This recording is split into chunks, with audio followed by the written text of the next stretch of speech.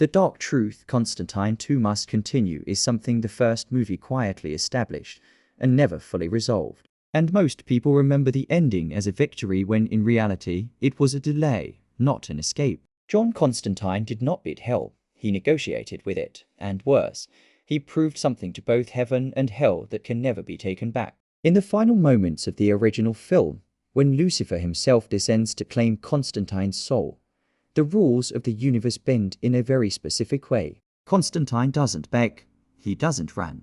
He makes a move that only someone who truly understands the system would dare to make. By sacrificing himself to stop Mammon, he forces heaven's hand, and that's the key detail everyone overlooks. Heaven intervenes not because Constantine is good, but because hell was about to lose a valuable asset. Lucifer heals Constantine's lungs, pulls him back from death, and sends him away, but not out of mercy. That act was transactional. Hell invested in Constantine the moment he was returned to life, and investments always come with expectations. Constantine 2 cannot ignore this because the balance of power shifted forever in that scene. Constantine is no longer just a man cursed with sight.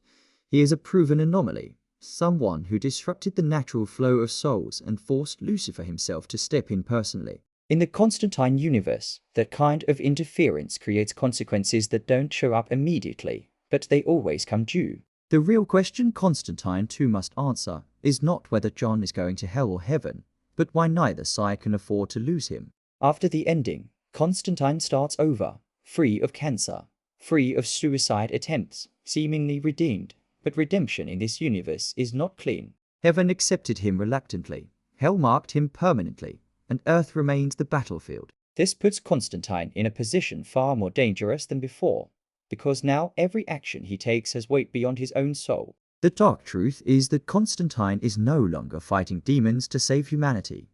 He is being positioned as a pressure point between realms, a living loophole in the cosmic order. This explains why Constantine 2 cannot be a simple demon-hunting sequel. If it is honest to the law, it has to deal with escalation. Hell doesn't forgive losses, and Lucifer never forgets humiliation. Constantine embarrassed hell publicly, in front of heaven, and that kind of insult demands a long-game response. Instead of dragging Constantine to hell, the smarter move is to let him live, let him interfere, let him accumulate more cosmic debt. Every demon he sends back, every ritual he disrupts, every soul he saves increases the imbalance.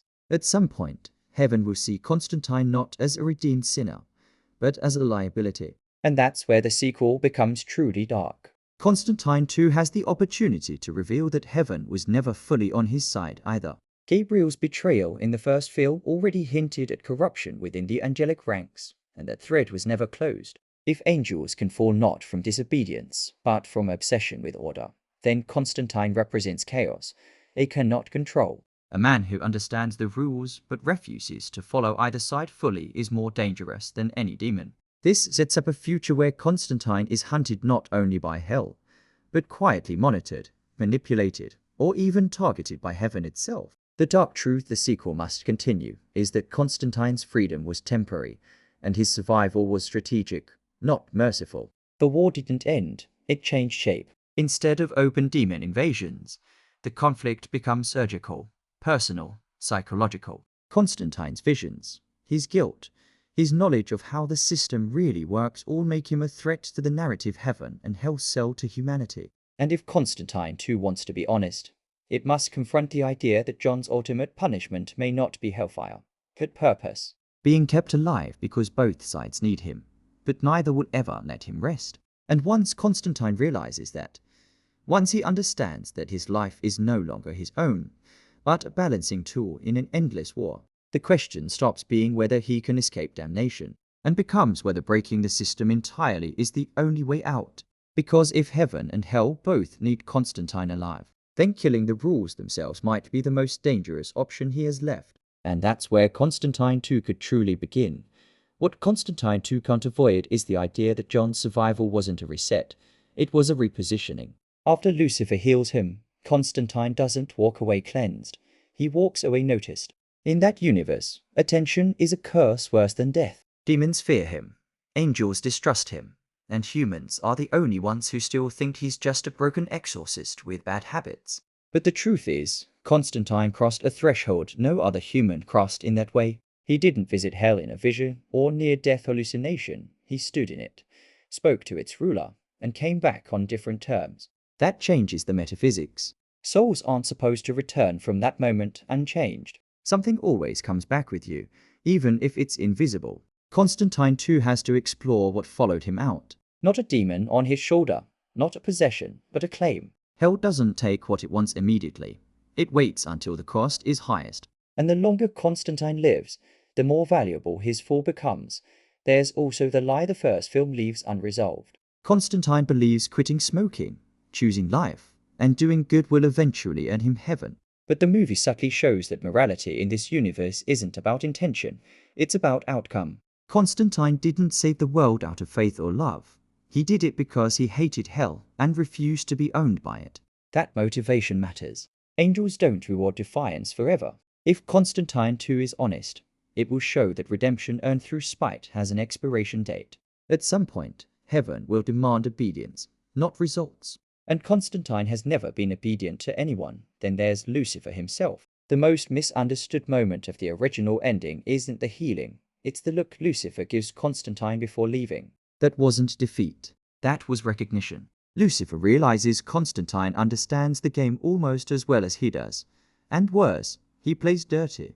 You don't destroy a rival like that quickly. You let them grow until their fall echoes. Constantine too could reveal that Lucifer has been subtly protecting Constantine from worse fates, not out of kindness, but because the eventual payoff is bigger if John falls after believing he was finally free. And that's where the sequel can push into R-rated territory without relying on God. The horror isn't monsters, it's inevitability. Constantine starts to see patterns.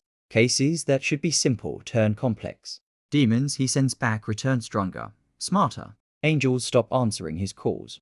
Holy relics fail more often. Not because he's losing faith, but because the system is tightening around him. The universe is correcting an error, and Constantine is the error. Every step forward increases the pressure. Every victory removes another escape route. The darkest direction Constantine too can take is the realization that suicide was never the sin that damned him. Knowledge was. Seeing the truth stripped away his ability to belong to either side. Hell punishes sinners. Heaven rewards believers. But Constantine is neither anymore. He knows too much to be saved, and refuses to submit enough to be claimed. That puts him outside the categories that keep the universe stable. And unstable elements don't get forgiven. They get neutralized. So Constantine too doesn't need to ask if John will go to hell. The real tension is whether the universe will allow someone like him to exist at all. And if Constantine finally understands that his continued survival causes more damage than his death ever did, the sequel ends not with a sacrifice, but with a choice far worse. Does he accept being a pawn forever? Or does he attempt something no human has ever tried? Not escaping hell, not earning heaven, but exposing the rules themselves to humanity. Because once people understand how the system really works, neither heaven nor hell can control the narrative anymore. And if Constantine goes that route, the war doesn't end. It spills into the human world in a way that can't be undone. And that's the question Constantine too should leave hanging. Not who wins, but whether John Constantine is willing to burn the entire cosmic order down just to finally be free. The real ending Constantine too should hint at isn't John's death or salvation. It's his disappearance. Not physically, but spiritually. Cases stop finding him. Angels stop watching. Demons stop hunting. For the first time since hell, the noise goes quiet. And that's what scares him. Silence in this universe doesn't mean peace. It means preparation. Constantine realizes the system didn't forgive him, and didn't claim him either. It erased him from the board, but being erased doesn't mean being free. It means the rules no longer apply. No protection, no balance, no limits. If John acts now, there's no heaven to judge him and no hell to punish him. Only consequences that hit the world directly. And that leaves one final question hanging. Did Constantine finally beat the game? Or did he just step into a role even Lucifer never wanted him to reach?